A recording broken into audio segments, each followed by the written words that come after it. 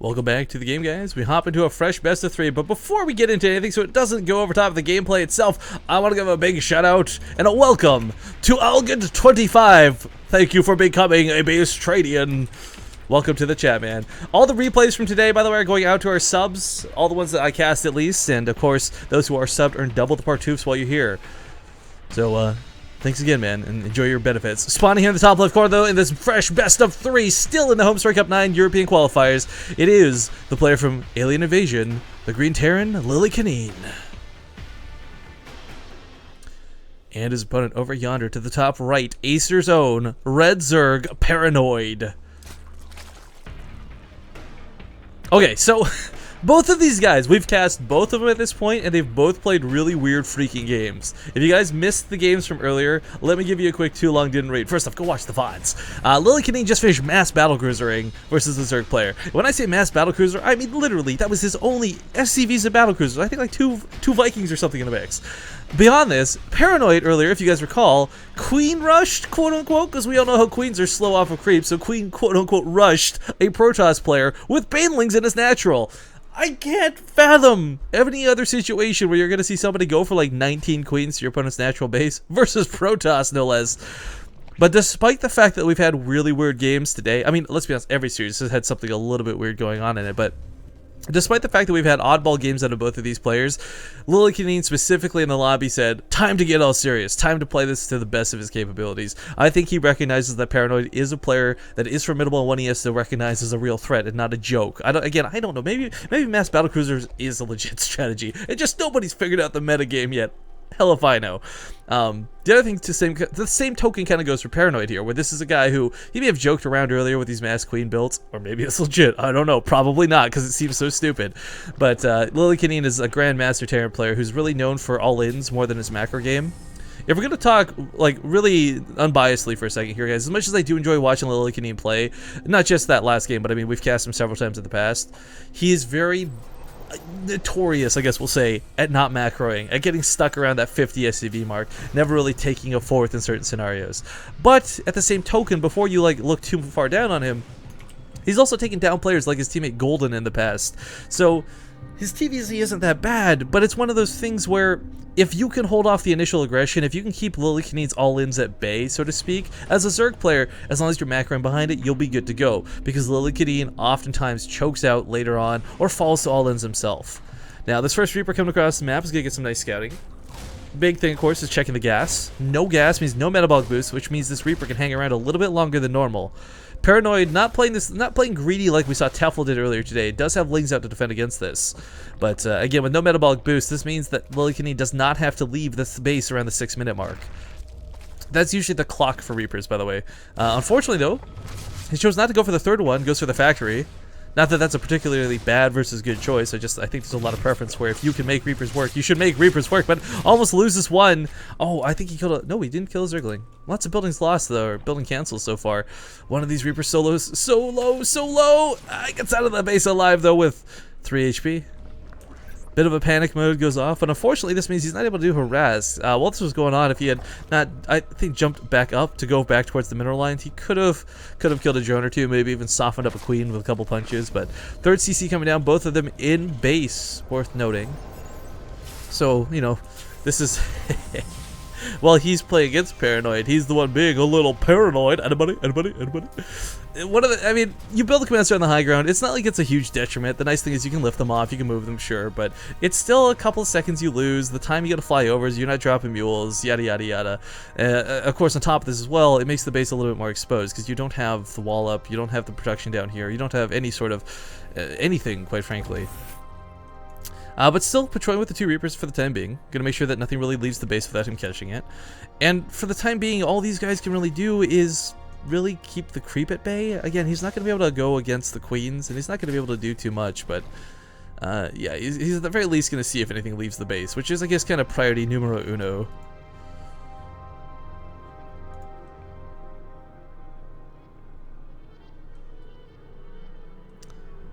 But here come a couple Hellions. Looking for the third, make sure he didn't miss it. Actually, I like that level of thoroughness, but 2 Overlords on the other side of the map. If Lillekanin decides to go for the Pult Viking at some point, he'll get some free kills cleaned up pretty quickly over there.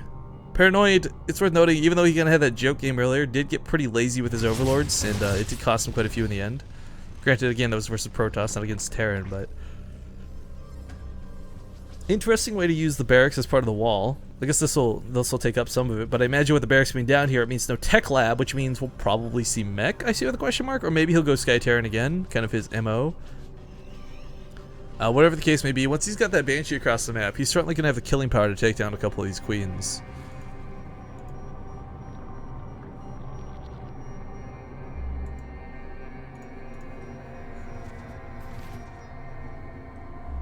Oh, first Banshee was already over here. Sorry, I was waiting for it to come on the front line. I didn't even see it go over to the top there on the minimap. But alright, so it's thwarted. Spore crawlers are coming down. It's not going to be the end of the world. But again, these queens don't really have the power to kill the... Like, they might pick off the Banshee, but then, you know, the Hellions will kill them in return and vice versa.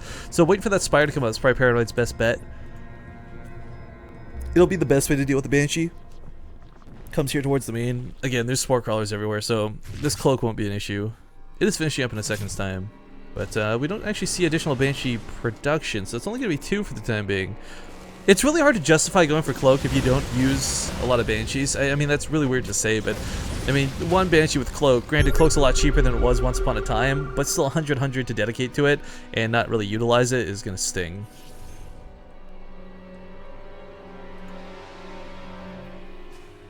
Lift the depots, Lillekanin! Oh, a classic Terran mistake. This is gonna hurt. SCVs are gonna be pulled towards the bunker for safety's sake. Depots at the top of the ramp were raised, and there are Hellions and Widowmines coming out. So for Lillekanin, this isn't too bad. Here come the Hellions back home. So a small moment of panic, but really doesn't lose too much for it. So well handled. Well handled. Yeah, just press the top of the ramp, cleans up the links here in the natural, and he cleans this up. So, a bit of a messy start here, but unfortunately, and this is a really big unfortunately, he was working really hard to hide that he was going mech. I mean, he only revealed 6 Hellions for good reason. What he has right now, there was a lot of not anti-air. There's a Viking coming out, granted, but he needs to get that Thor ASAP.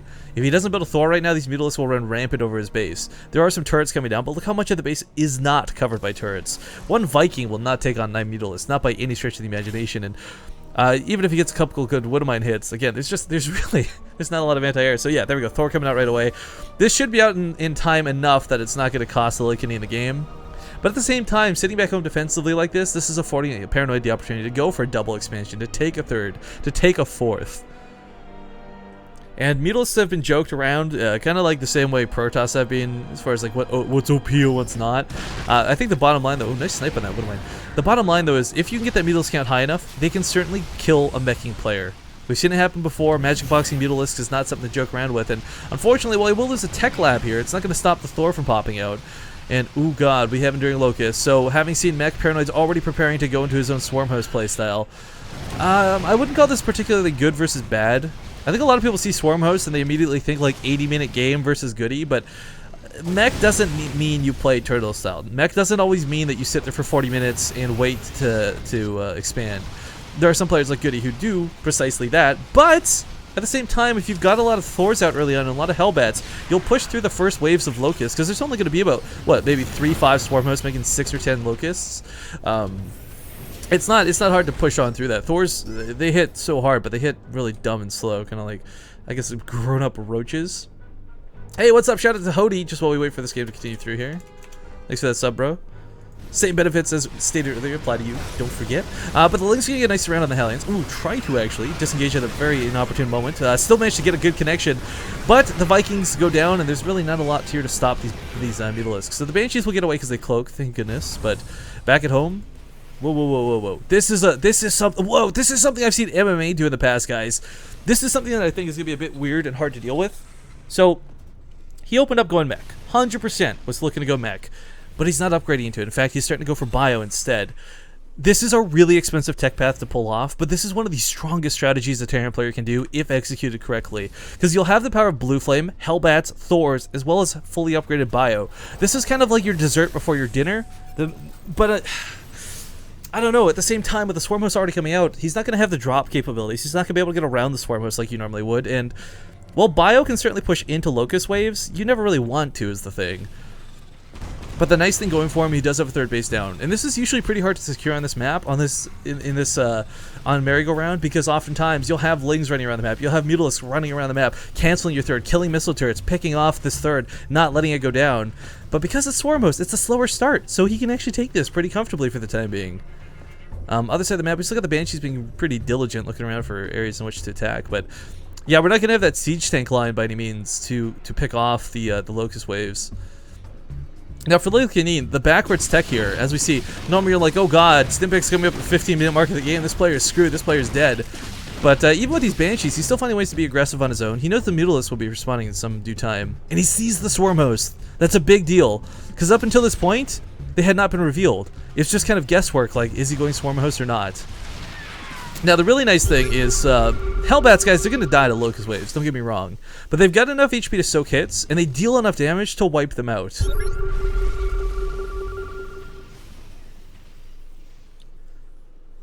But okay, coming through the middle of the map. That's a lot of Swarm Hosts, guys. You can't ignore it, that's a lot of Swarm Hosts. The Roaches coming out to buffer for these will be kind of neat. But he scans this, and he gets on top of this. The first wave of Locust Waves should go down. He tries to focus down a couple of Swarm Hosts. Nice snipes there, but as we see, the Locust Waves just don't have the capability to deal with this much bio. He sims forward to push in once again. Marines on top of this. The Locusts still have not recharged just yet, as they just recently hatched. Round 2 coming up in just a second's time, but the Roaches have bought enough time for the Locusts to hatch. Will that matter, though? The Hellbats have... Actually, the Hellbats have gone down at this point. He's got no way to push this back. Picks up the Thors to save them. Boost them on backwards towards the turrets, and they will not actually fall to the Roaches. They can actually clean up the Roaches pretty nicely, but it's these Locusts that are so problematic. Again, the Hellbats have gone down, now producing 2 at a time. Pushing back these waves is going to become incredibly more difficult. He just lost a majority of his army, and he's got no buffer for this. The third base almost may end up just going down at a sheer sacrifice, but as he looks through the middle of the map, there's nothing really to guard these still. A couple Roaches coming out, more being made, but the fungal growths from these pathogen glands for the infestors is what's really going to hurt Lillekanin. This is the least typical way to play this matchup out, but it's one that, I don't know, I think could have worked a little bit better had he been given a little more time. Had those Locusts and Swarm Hosts come out, like, say, a minute later. But yeah, third base as predicted just ends up getting lifted up, brings the SCVs back home. This was not a safe place to take this base, and he had to buy time until he could get more units out in order to deal with the Locust Waves. Pushing back through Locust Waves is not easy. Even if you get a bunch of Siege Tanks out, Siege Tanks are not the direct answer to this. Siege Tanks will simply stall them out. Middle of the map gets caught a little off guard too. Lillekanin has such... Like, again, his army supply doesn't look that different, guys, but everything he has...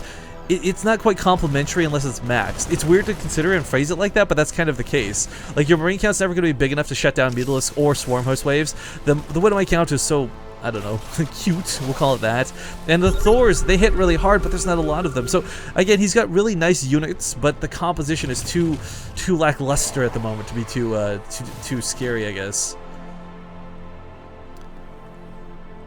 Alright, these get some nice hits off. They take about a quarter of the Locusts out right away, but unfortunately do fall. This is a situation, again, where Locusts have really small range, so some Siege Tanks on the high ground would be really nice if you could afford to keep them safe from the Mutalisks, but he doesn't really know if there's a lot of Mutalisks left at this point. Siege Tanks are kind of going in full retard mode, if we're going to be honest, running in circles around the Marines there, but this is what I'm talking about. Siege Tanks on the high ground really play off quite nicely, because there's just nothing that's going to be able to reach these. So the Locust Waves, a huge nuisance. But he holds off again. He takes a third base while this is going on. Lillekanin pulling off some very difficult tactics, I guess. But he's only had to deal with Roaches and Swarm Hosts. These are also not complementary units. We got Infestors on the way. We got the Ultraviolet Cavern coming down. And quite frankly, Bio is not going to cut it. Although, granted, there's no melee upgrades for the Ultras to deal a ton of damage. They don't need to deal a ton of damage. They're meant to just soak hits. With Chitinous Plating and level 3 Carapace soon to be on the way, I imagine, he'll be alright. But this is what I find the most curious, guys. The air carapace that's coming down right now. This can either be at the benefit of Mutalisks, and it will benefit Mutalisks, or it could be for the benefit of potentially going for the Greater Spire later on. Although, while we've seen a lot of, especially European players, be very tempted to go for Broodlords, to go for the Greater Spire, it's rarely come out with success.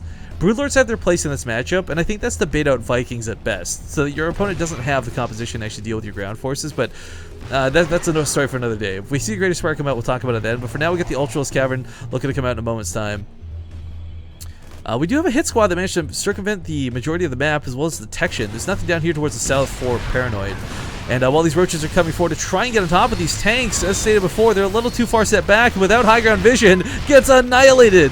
This base is also going to be sniped off. Well, not sniped off, but I guess corralled in as these drones start going down to the Marines stutter stepping around the map. Lillekanin making it work behind enemy lines. Kills all the drones. Look at those meaty bits go everywhere. There are some Zerglings here to respond, and a fungal growth or two will go down, but he focuses on the hatchery. Perhaps a mistake, maybe not.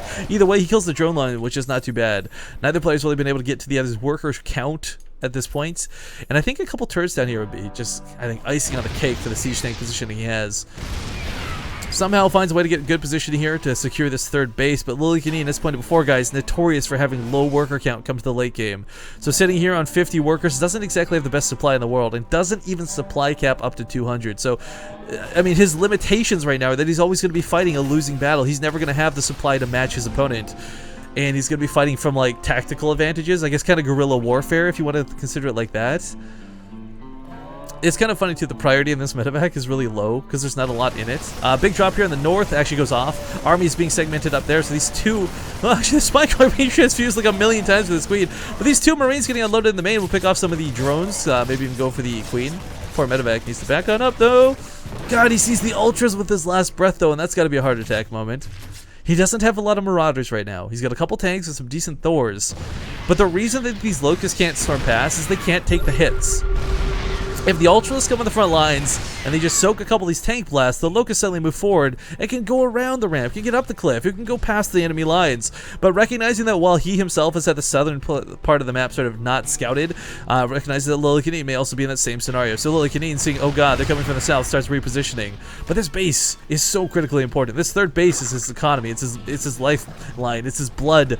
Hellbound unloads here, and a couple of Lings are going to get picked off, but unfortunately the medevac fungled in such a perfect spot in range of that Spore Crawler. Locked into this third base. This is a situation we've seen all too many times for a lot of Terran players, and if we're gonna be honest, guys, Lillekanin probably has too much supply in medevacs. He doesn't have a fourth base established. If there was a wall here to keep the Ultralisks out, or Sim City to make them choke in and get really dumb and awkward, this might be a good spot for him, but it's not, and he doesn't have the setup, sadly. One of the biggest things that defeats Ultralisks, too, it is Sim City. Their AI is awful. They're these big, clumsy, awful units, and I guess this one Marine from earlier is still alive, dropping here in the third, well, fifth, sixth, whatever you want to call this base. Unfortunately, he does pop off and die.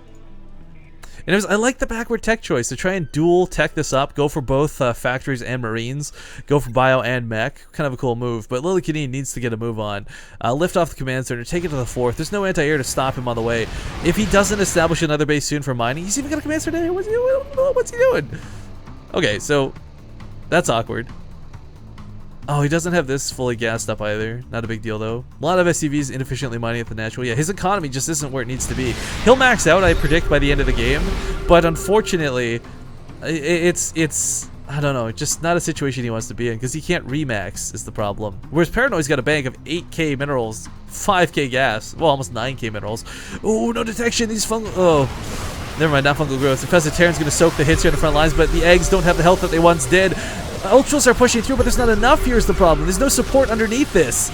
This was a very awkward attack out of Paranoid that I think he thought was going to do a lot more damage.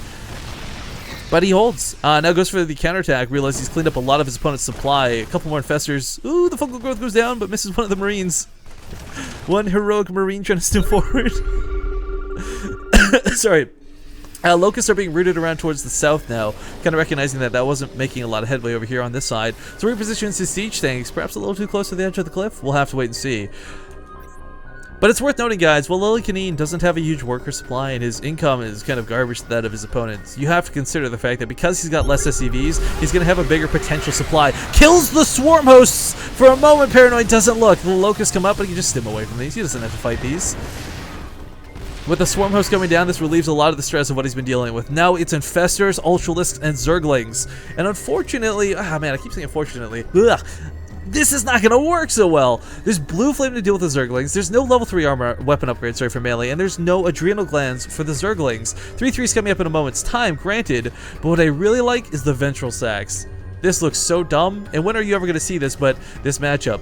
But if he drops a couple of Lings in the main, if he unloads an Ultralisk or two, the production of Lillekanin, just like any Terran player, is going to be the Achilles heel. The second the production is compromised, the rest of the game starts going to shit. But a Nidus Worm is coming down on top of this. So what I think is going to happen is he'll try and Nidus the main first. If it fails, then he can use the Ventral Sacs to drop a little bit later. And Lillekanin, he's got this big, slow army that will not respond to this in time. There's actually not enough SCVs to focus this down. Oh, God. A lot of the time. Well, actually, hang on. Middle of the map, we got an army engagement going on. Ultra's hitting from both sides. Lillekanin kiting for his life, but he gets fungal growth. The tanks are not any use here. The Thors have fallen. His army supply is dipping hard and fast. There's a lot of Ultras still standing as he tries to retreat to the Planetary Fortress. He'll try to use this to hang on for a little bit longer. But while this goes on, again, we keep an eye on the main to see if a Nidus Worm comes down or not. Planetary Fortress is going to try to be repaired. There's a lot of DPS here through those Marines, through those Marauders, but the Ultras with 3 armor. The Kite is plating. They take the hits like champions. With level 5 armor, the Planetary Fortress goes down. The Thor could also fall, and a Nidus Worm becomes down in the main. He's just absolutely crippled the economy. There's one base mining here for Lillekanin. And what I was going to say before is typically SCVs can be pulled to kill this, but there's not enough SCVs in the main, so even though he saw this, okay, Marauders get here just in the nick of time, but another Nidus Worm comes down here to the south, and Paranoid is not going to let up anytime soon. Ultra's looking to go in towards the only mining base. I was going to call it a number, but it doesn't matter, because without this base, there's no income, which means no production, and these SCVs are running into a Nidus Worm. Oh, God. Another Nidus Worm coming back towards the main. He's running Lillekanin rampant. Another one queued up. He's kiting the Ultras in the middle of the map for his life, but these aren't what he has to worry about. He cleans them up, but the Nidus Worm's killing all of the SCVs. What little he has remaining. The northern base about to be compromised. Oh, God. GG is going to be finally called after a very intense, very back and forth game. Number 1 will go to Acer Paranoid. But what's nice is it's a best of 3, and these two guests gave us a fantastic game number 1. I can only hope game number 2 will be just as good.